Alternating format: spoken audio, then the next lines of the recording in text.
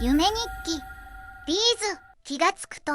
自分は武道館にいた。客席だったらよかったが、なぜかステージ側にいて中央でドラムを叩いていた。自分の肉体は自動運転状態だったので、肉体は勝手に動いてくれていたけど、首から上は自分の支配下にあるようで、明らかに動揺している表情をしていることが自分でも分かった。武道館のステージを台無しにするわけにはいかないので、初めて聴くアップテンポな曲に合うようなかっこいい表情を必死に模索しながら作っていた。いつ肉体の操作権が戻ってくるのか不安で、冷や汗をダラダラと垂らしながら、うわぁ、どうしたらいいの、こんなん無理無理、誰か助けて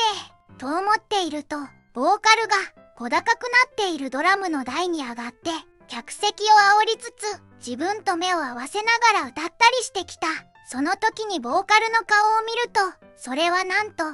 ビーズの稲葉さんだった。この世界のビーズは現実の世界のビーズとは違っていて、稲葉さんと松本さんと自分は高校の同級生だったらしく、その時にビーズが結成されたという世界線らしかった。しかも高校生時代に一緒にバカやってギグってた頃のありもしない青春映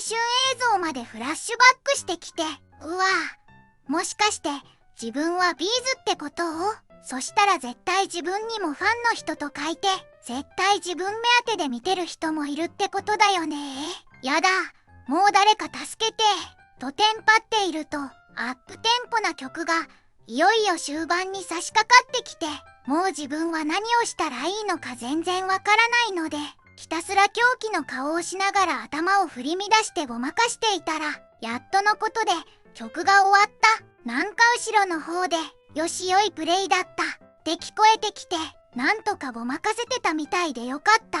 と安堵したけど、次の曲はどうしようと思っていたら、さっきの曲がラストの曲だったみたいで、ステージの前に稲葉さんと松本さんとバックバンドの皆さんが集まりだした。なんか一応自分も正規メンバーみたいなので、遠慮がちにステージの前まで行って、みんなと手をつないだままお辞儀をした。ほっと胸をなで下ろしてステージからはけようとすると、なん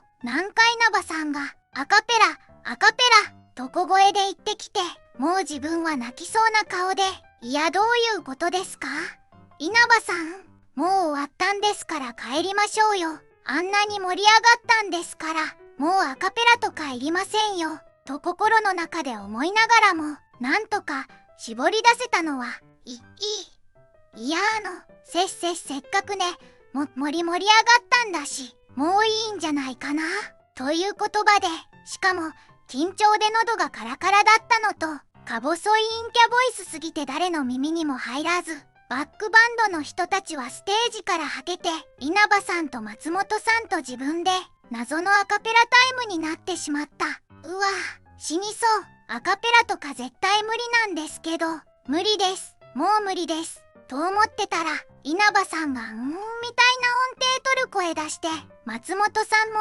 とか言い出して、もう自分は音楽知識ゼロなので、カラオケのキーの違いもよくわからない男に何をさせるんですかと思いつつ、場を壊すわけにはいかないので、自分もそれっぽくとか言ってみた。すると稲葉さんが手をスナックさせて、ワン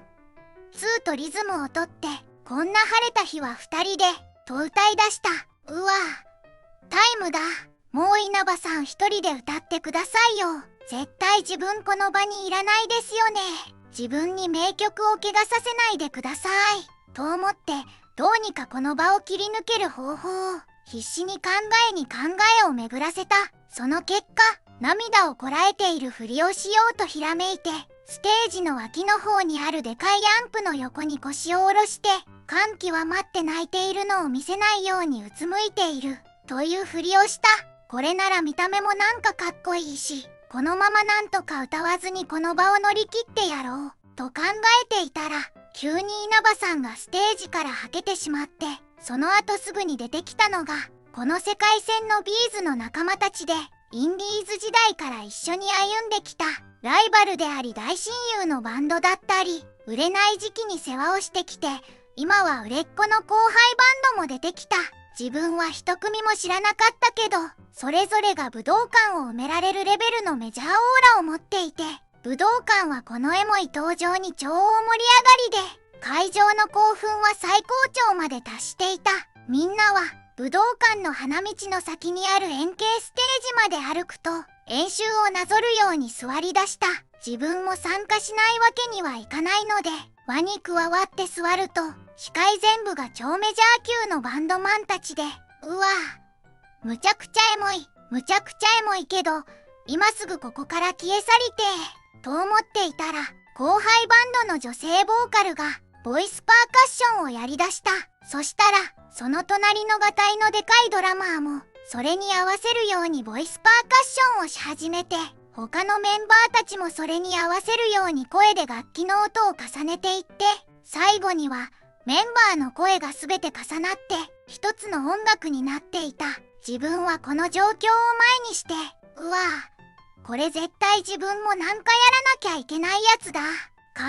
考えろ。どうにかしてこの場を乗り切る方法を考えろ。と必死に考えていたら目が覚めました。最後まで見てくれてありがとう。また見てね。チャンネル登録お願いします。